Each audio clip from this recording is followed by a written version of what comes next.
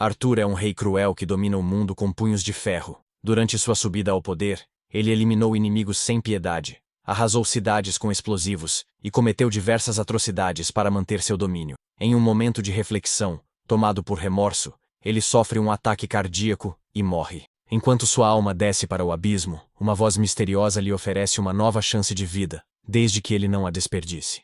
Arthur então desperta e vê diante de si Reynold, seu pai, e Alice, sua mãe. Mesmo sem esperar que um bebê possa entender, seus pais estão radiantes com seu nascimento. Arthur percebe que renasceu de fato, embora seja difícil aceitar estar preso em um corpo tão pequeno. Ele sente-se feliz, mas também desconfortável com sua nova forma. Surpreso, Arthur jamais tinha visto tamanho poder, nem mesmo quando foi rei. Reynold, orgulhoso, espera reconhecimento da família, mas acaba distraído e é atingido na cabeça por uma pedra que cai.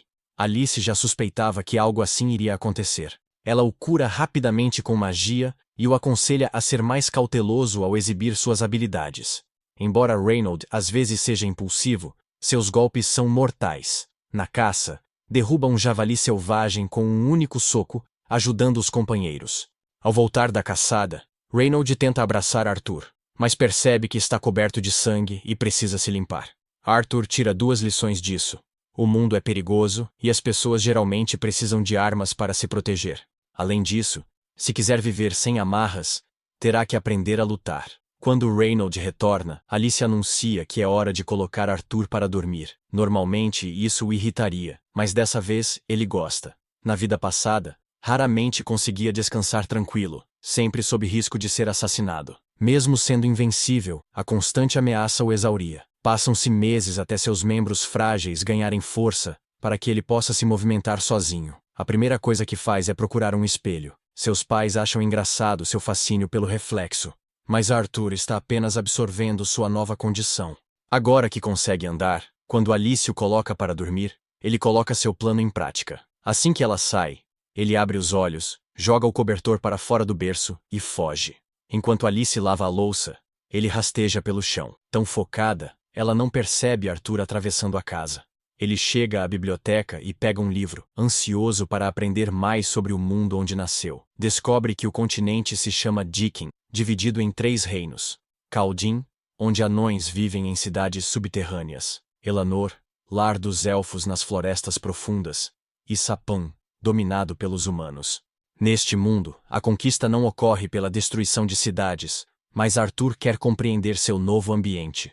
Em outro livro, ele descobre que a tecnologia é rudimentar graças à existência da magia. As pessoas conseguem manipular mana internamente. Apesar de rara, a magia é essencial no cotidiano. Há 2 maneiras principais de usá-la: o fortalecimento, que circula mana pelo corpo para aumentar força, resistência e agilidade, e a conjuração, que projeta mana para controlar fenômenos fora do corpo. O funcionamento básico da magia já está claro para Arthur, mas ele não encontra nenhuma explicação sobre a habilidade de cura usada por Alice. Supõe que se trata de uma magia rara ou pouco documentada. Pelo que leu, a maioria das pessoas só consegue canalizar mana durante a puberdade, quando desenvolvem um núcleo interno. A partir daí, podem treinar para se tornarem magos. Isso o intriga. Em sua vida anterior, ascendeu ao poder com base em uma energia natural que lembra muito a mana. Curioso para testar se também possui essa energia, fecha os olhos e se concentra intensamente. Para sua surpresa, sente um núcleo de mana começar a se formar dentro de si. Ele considera isso um avanço importante. Pouco depois, Alice percebe que ele escapou do berço novamente. Ao encontrá-lo inteiro, suspira aliviada e o pega no colo. Arthur entra em pânico, temendo que ela tenha notado sua mana, mas Alice só percebe que ele precisa de uma nova fralda. Então, 2 anos passam. Em uma de suas anotações no diário, Alice demonstra alegria com o desenvolvimento saudável de Arthur, mas admite preocupação. Ele nunca sorriu desde o nascimento. Do lado de fora, ela o observa com Reynold no quintal, praticando com um bastão de madeira. Arthur demonstra entusiasmo com o treino, mas Alice se enfurece ao ver o marido entregando um bastão, ainda que inofensivo, para uma criança tão pequena. Já conhecendo o temperamento da mãe, Arthur sabe que precisa evitar situações que provoquem sua ira. Para afastá-lo dos treinos por enquanto, Alice decide levá-lo para um passeio pela cidade. A visita é uma oportunidade de ouro para Arthur. Ele analisa o nível tecnológico através das armas nas lojas, vê ingredientes e materiais inéditos, E, o mais impactante, presencia um mago conjurando fogo diante de uma plateia. Ao final do dia, seu corpo infantil está exausto. Alice o carrega, planejando colocá-lo direto no berço. Apesar das limitações da infância, Arthur valoriza o carinho dos pais. Diferente de sua existência passada, solitária e marcada pelo abandono, agora sente o calor de uma família. Já adormecido no ombro de Alice, ela o observa com carinho, orgulhosa de como ele se desenvolve rápido. Tem ciência de suas escapadas noturnas para ler e percebe seu fascínio ao explorar o mundo. Para ela, isso reflete um espírito inquieto e aventureiro, muito parecido com o de Reynolds. Embora desejasse que ele permanecesse seguro ali, promete a si mesma apoiar qualquer caminho que ele escolha, desde que traga felicidade. No dia seguinte, Arthur vê o pai praticando no quintal. Fascinado, observa atentamente enquanto Reynolds ativa sua mana. Algumas pedras flutuam ao redor, mas o resultado é fraco. Reynolds dá de ombros, satisfeito com o pouco que consegue. Sua especialidade, afinal, é o fortalecimento físico, e não a conjuração de feitiços. Motivado, Arthur decide que é hora de treinar também. Mas Alice surge, anunciando a hora da soneca. Incapaz de argumentar com palavras, ele protesta enquanto passam diante da estante de livros. Alice insiste que não há tempo para leitura, mas Arthur recorre à sua nova arma, o bico. Já um mestre na arte de manipular com a fofura, convence a mãe a deixá-lo ler um pouco antes de dormir. Sozinho, inicia sua prática mágica. Ao longo dos últimos 2 anos, avançou bastante. Já consegue condensar fragmentos de mana e formar um núcleo funcional. O processo é cansativo, mas recompensador. Está a um passo de conjurar seu primeiro feitiço. No entanto, subestima completamente a força de sua própria mana, e ao canalizá-la, causa uma explosão violenta que destrói parte da casa. Alice e Reynolds estavam do lado de fora quando ocorre a explosão. A explosão foi tão intensa que queimou gravemente as costas de Reynolds. Apesar disso, ele e Alice sobreviveram, mas logo percebem o mais importante. Arthur ainda está dentro da casa em ruínas. O desespero toma conta. Como um bebê poderia sobreviver a uma explosão daquela magnitude? Correndo pelos escombros, chegam à antiga biblioteca. Lá, encontram Arthur de pé no meio da destruição, ileso. Reynolds mal acredita no que vê. O menino não só sobreviveu, ele causou a explosão. Com apenas 3 anos, demonstra um domínio de mana que muitos sequer tocam antes dos 12. Orgulhoso, Arthur sorri para os pais, esquecendo-se momentaneamente do teto prestes a desabar. 2 vigas cedem e caem sobre ele. Tenta correr, mas suas pernas curtas o impedem. Quando o fim parece inevitável, Alice se lança sobre ele, protegendo-o com o próprio corpo, enquanto Reynolds ergue um escudo mágico para conter os escombros. Arthur fica surpreso, pois é a primeira vez que alguém arrisca a vida por ele. Alice o abraça com força, tremendo, as lágrimas caem de seu rosto. Acostumado a um mundo onde afeto era fraqueza, Arthur sente um aperto no peito. Em sua vida anterior, como rei impiedoso, jamais viveu algo assim. Ele então se lembra do dia em que um homem tentou assassiná-lo. O Conselho Real não apenas condenou o traidor, também sentenciou sua esposa e filho a um campo de concentração que ignorava completamente a Convenção de Genebra. Lá, foram torturados e usados como cobaias em experimentos, sem qualquer misericórdia. A lembrança é fria, mas o presente é quente. Naquele abraço, Arthur encontra algo que jamais teve, uma família que o ama.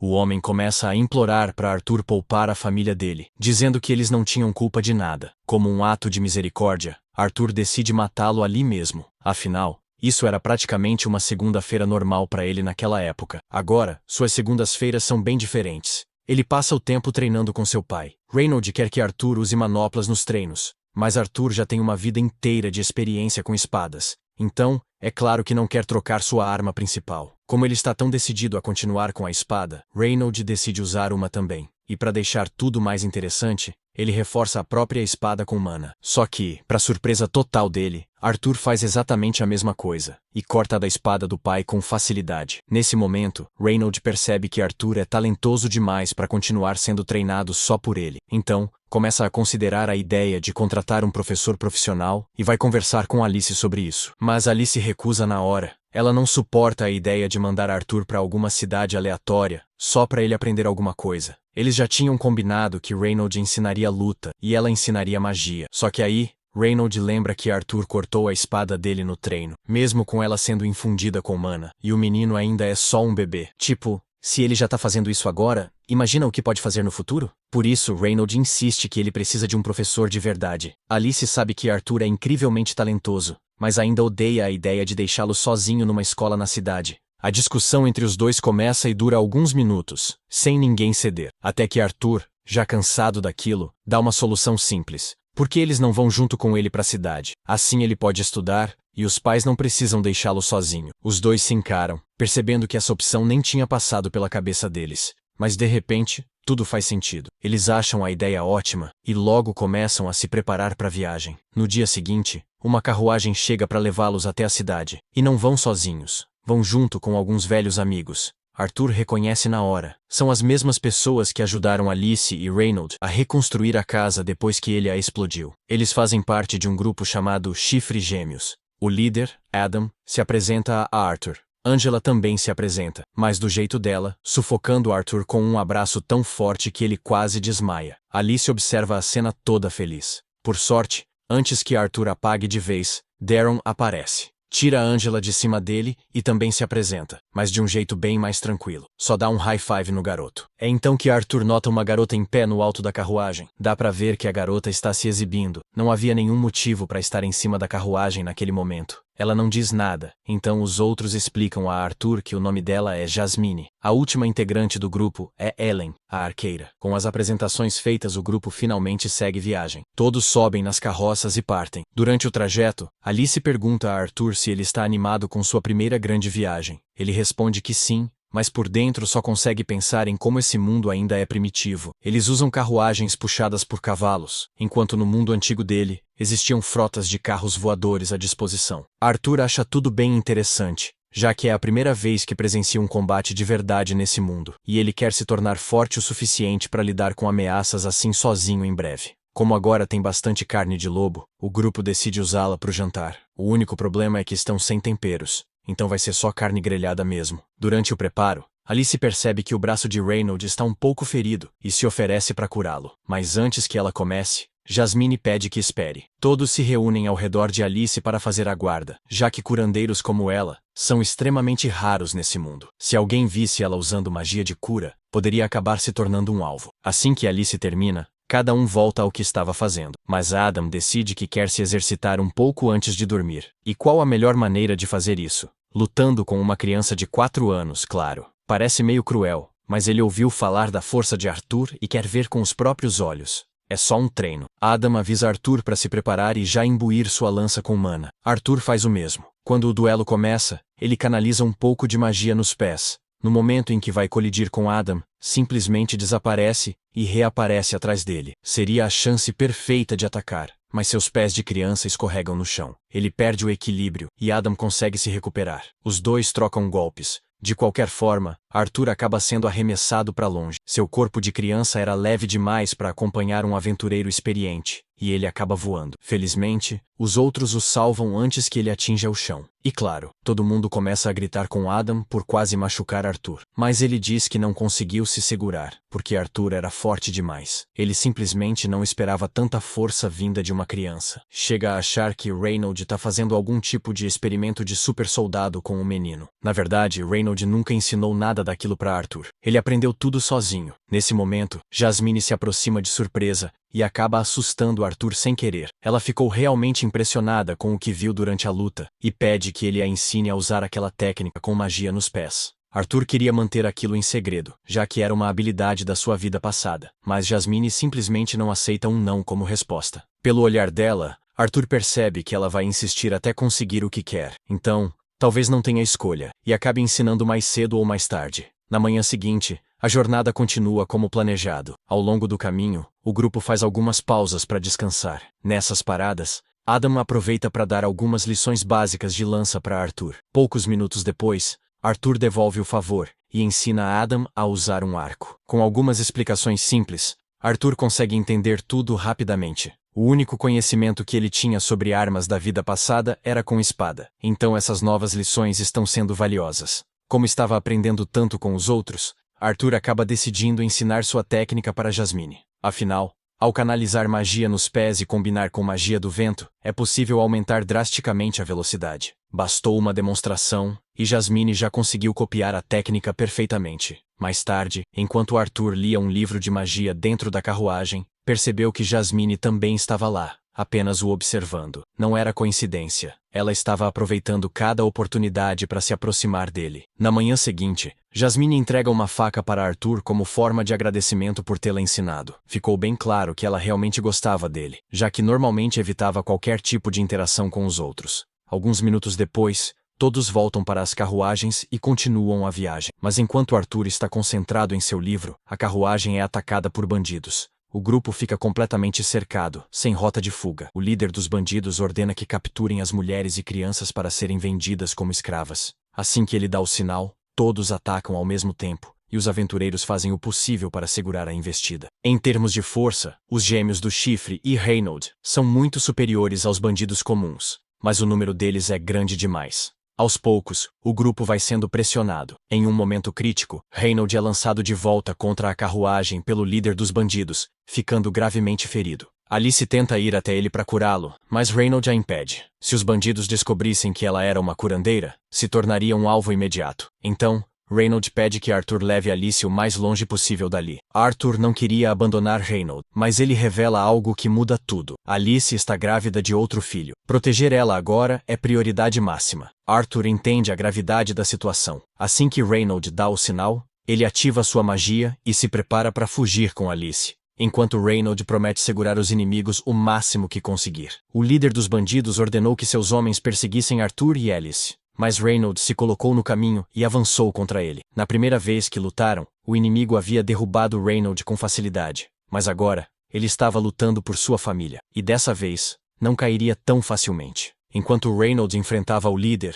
alguns bandidos menos importantes tentaram alcançar Arthur e Alice. Foi quando Adam e Jasmine intervieram, lançando adagas com precisão e abrindo caminho para que os dois pudessem escapar. Todos estavam dando tudo de si para afastar os bandidos de Arthur, e ele se esforçava ao máximo para levar Alice em segurança. Era irônico. Em sua vida passada, ele tomava tudo o que queria sem se importar com ninguém. Agora, estava fugindo para proteger alguém que considerava precioso. Depois de correr por vários minutos, Arthur acreditou que já haviam deixado o perigo para trás. Mas estava errado. Um dos bandidos observava de cima de um penhasco, e esse sabia usar magia. Sem que Arthur percebesse, o inimigo lançou um feitiço de vento em sua direção. Quando finalmente notou, já era tarde demais. Ele só teve tempo de empurrar Alice para longe e tomar o golpe sozinho. O impacto o lançou para trás, jogando o penhasco abaixo. Com um corpo ainda de criança, uma queda daquelas era praticamente uma sentença de morte para ele. Mas se fosse morrer, não morreria sozinho. Enquanto caía, Arthur puxou a faca que tinha recebido de Jasmine e a lançou com precisão contra o mago. A lâmina acertou, e o cordão se prendeu ao tornozelo do inimigo, permitindo que Arthur o puxasse consigo para o abismo. Os aventureiros tentaram usar magia para salvá-lo, mas Arthur já estava longe demais para ser alcançado. Não havia mais o que fazer. Ele estava condenado. Durante a queda, sua mente ficou em silêncio.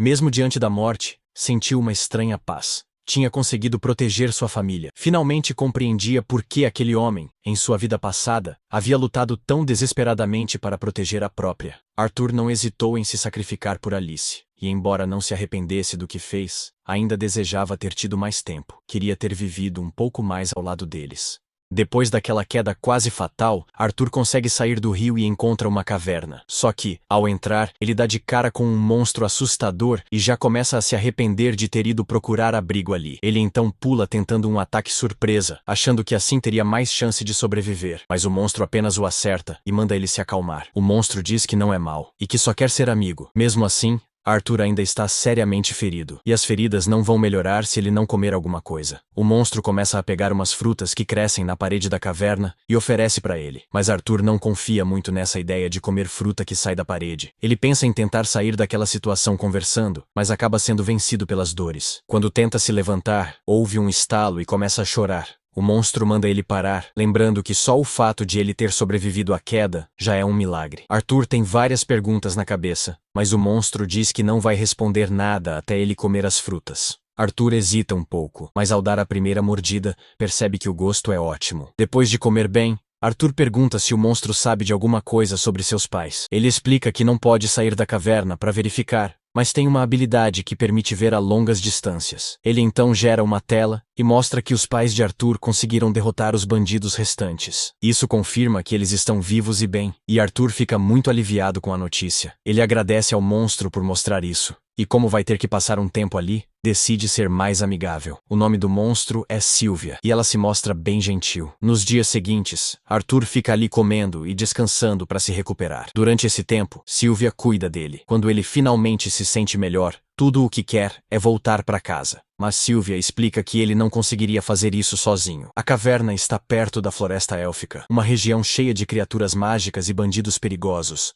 Arthur não teria como enfrentar tudo isso por conta própria, mas isso não quer dizer que vai ficar preso ali para sempre. Sylvia tem o poder de abrir uma fenda dimensional e pode mandar Arthur de volta para casa, ou pelo menos para um lugar mais seguro que aquela floresta. No entanto, criar essa fenda vai levar bastante tempo, então Arthur precisa esperar. Como não tem nada melhor para fazer, ele pega um galho e começa a praticar suas habilidades de esgrima. Vários dias se passam, e embora ele tenha passado a gostar da companhia de Sylvia, ainda não sabe quase nada sobre ela. Tudo o que descobriu até agora é que ela tem a aparência de um monstro assustador. Aparentemente, ela está se escondendo de algo, mas é uma pessoa muito bondosa. Depois de terminar seu treino de espada do dia, Arthur se senta em uma pedra para começar a treinar seu mana. Sylvia fica surpresa ao ver que uma criança tão jovem já tem um núcleo de mana, mas tem certeza de que ele nunca aprendeu a usá-lo da forma certa. Ela estende a mão e começa a acumular uma grande quantidade de mana ali mesmo. Arthur fica maravilhado. Sylvia está basicamente reunindo energia enquanto lança um feitiço.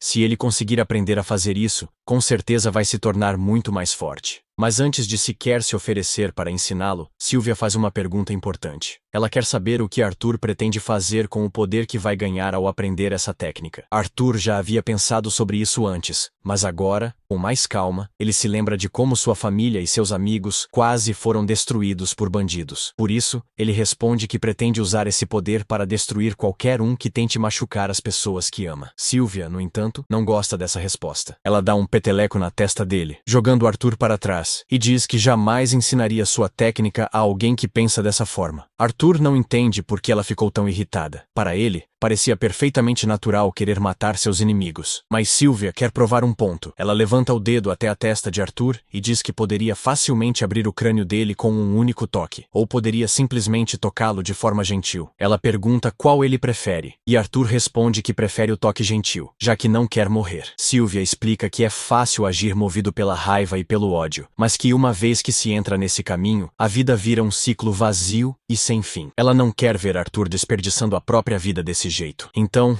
pergunta de novo: o que você vai fazer com esse poder? Arthur pensa melhor, e desta vez, se lembra dos rostos sorridentes das pessoas que ama. Ele responde que quer usar o poder para proteger quem é importante para ele. Sylvia gosta muito mais dessa resposta. Enquanto isso, do lado de fora da caverna, um monstro que se parece bastante com Sylvia está seguindo seu rastro e está bem perto de encontrá-la. No mundo antigo de Arthur, ele era o rei, mas isso não significava que tinha todo o poder. Quem realmente mandava eram os senadores. Arthur era basicamente um agente de guerra, convocado sempre que eles precisavam que alguém cometesse atos de violência que ninguém mais queria assumir, mas ele nunca gostou de viver assim. No presente, Sylvia está ensinando Arthur a usar sua técnica. Depois de mostrar como se faz, ela pede que ele tente sozinho. Arthur começa a condensar o mana do ar ao redor, e depois de algumas tentativas, consegue usar essa energia para se fortalecer. Ele já sente a diferença na própria força, então corre até Sylvia para agradecê-la por ter ensinado aquilo. Mas de repente, Sylvia sente alguém se aproximando. Ela empurra Arthur para dentro de um monte de pedras e manda ele ficar quieto. Arthur não tem ideia do que está acontecendo, então resolve espiar. É quando vê outro monstro, que se parece exatamente com Sylvia. Ela parece conhecê-lo e fica surpresa por ele ter conseguido encontrá-la ali. O segundo monstro, no entanto, não perde tempo e exige que Sylvia vá com ele. Sylvia se recusa, e ele começa a atacar imediatamente. Arthur quer ajudá-la, mas ouve a voz dela em sua mente, pedindo para que ele não se preocupe. O monstro tenta convencê-la a cooperar, dizendo que, se ela continuar resistindo, ele será obrigado a matá-la. Sylvia responde que prefere morrer a obedecer. Então começa a reunir mana e revela sua verdadeira forma. Sylvia é, na verdade, um dragão. e nessa forma ela consegue acessar muito mais poder. Ela dispara uma enorme rajada contra o outro monstro e consegue bloquear o ataque. Mesmo assim, ele avisa que ela está sendo tola. No estado atual do corpo dela, usar tanto poder assim pode ser fatal. Sylvia sabe disso,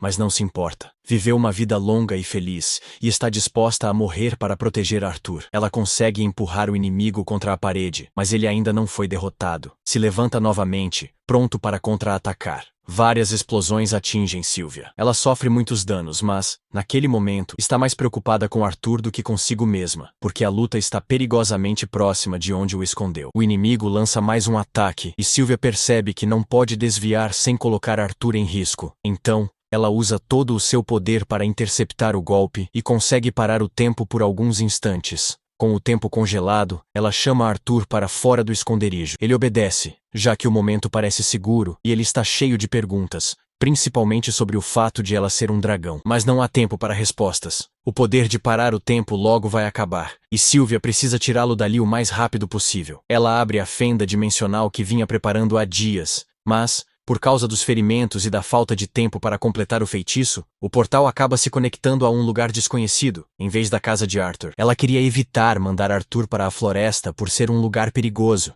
mas não tinha outra escolha. Mesmo assim, acredita que ele vai conseguir se virar sozinho e encontrar o caminho de volta usando a técnica que acabou de aprender. Por isso, não está mais tão preocupada com a segurança dele. Então, pergunta mais uma vez o que ele pretende fazer com o poder que ganhou. Arthur responde na hora. Vai usar tudo apenas para proteger sua família. Sylvia fica contente com a resposta, pois entende que ele não vai usar o poder por motivos egoístas. Antes dele ir embora, ainda tem algumas coisas que ela quer entregar. Ela cria um ovo e uma pena na frente dele e pede para que ele envolva o ovo com a pena e cuide dele com carinho. Como presente final, Sylvia também marca o corpo de Arthur com sua própria energia, deixando símbolos nos braços dele. Arthur fica sem entender ao ver que seus braços agora estão cobertos de marcas parecidas com tatuagens, mas Sylvia já está fraca demais para explicar. Só diz que, no futuro, ele vai saber como usar aquele poder, mesmo que ela não esteja lá para mostrar como. Sylvia aproveita para pedir desculpas. Conta que, na verdade, poderia ter mandado ele de volta para casa desde o começo,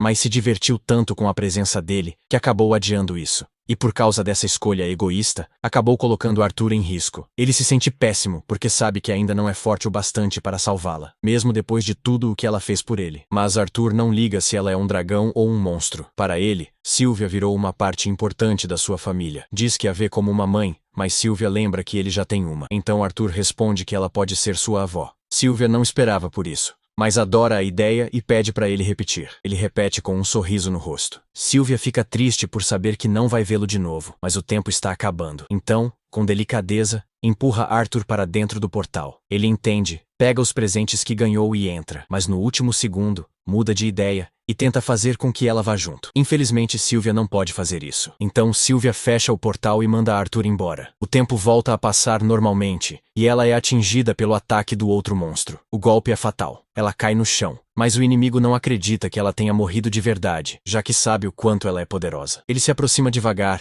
ainda desconfiado, mas acaba relaxando ao ver o corpo parado. No instante em que chega perto, Sylvia reúne tudo o que restou da sua energia e lança um ataque que o incinera por completo, junto com tudo o que estava por perto num raio de 1 metro. Enquanto Arthur está sendo teleportado, ele ouve uma última mensagem vinda de Sylvia. Ela pergunta se ele se lembra do que ela falou sobre o verdadeiro uso do poder. Arthur responde que sim, mesmo ainda abalado com tudo o que aconteceu. Sylvia diz que o mundo pode ser um lugar cruel, e situações tristes como essa vão continuar acontecendo. É por isso que Arthur precisa fazer o possível para mudar isso. Arthur diz que não tem o que é preciso para mudar o mundo, mas Sylvia responde que não espera que ele transforme tudo de uma vez. Ele pode começar aos poucos. Afinal, não é como se essa fosse a primeira vez que ele tentasse mudar o mundo. Sylvia sabe da vida passada dele como rei, e mesmo não concordando com o jeito que ele governava naquela época, acredita que se ele não se deixar levar pelo ódio, poderá ser um rei de verdade, alguém capaz de tornar o mundo um lugar melhor. Um tempo depois, Arthur acorda deitado no chão e promete a si mesmo que vai cumprir o que Sylvia pediu. Mas,